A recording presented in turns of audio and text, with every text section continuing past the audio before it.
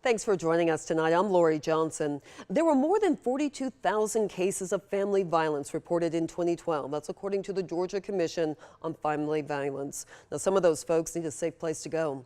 And 47 state-certified domestic violence shelter programs may get a boost from the state. Senator Jon Ossoff says Congress is providing $3 million in grants that shelters can apply for. Jessica Cha spoke with one agency about why they need the money in our top story tonight.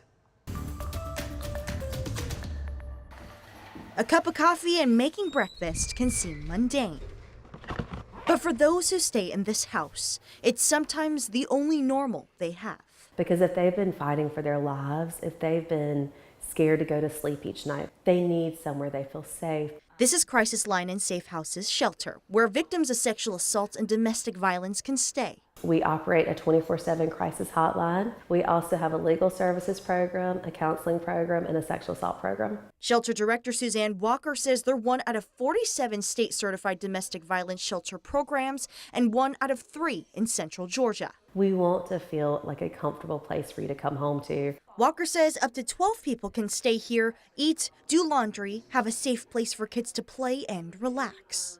Everything at Crisis Line and Safe House is totally free. There is no charge. And making a house a home is expensive. Crisis Line and Safe House Shelter Director Suzanne Walker says that domestic violence programs are underfunded across the state.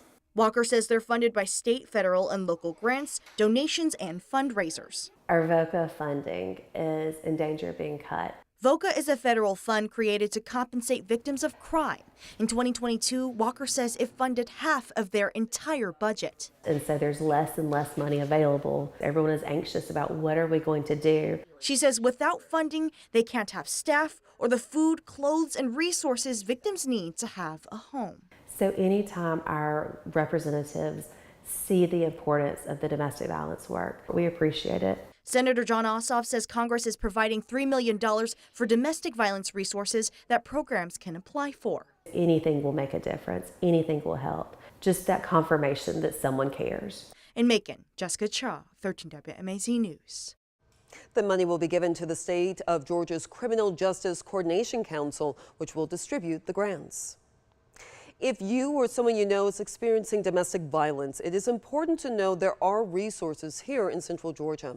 The Crisis Line and Safe House, of course, you heard just about that. There's also Wings in Dublin. They're a state-certified family violence and sexual assault intervention program.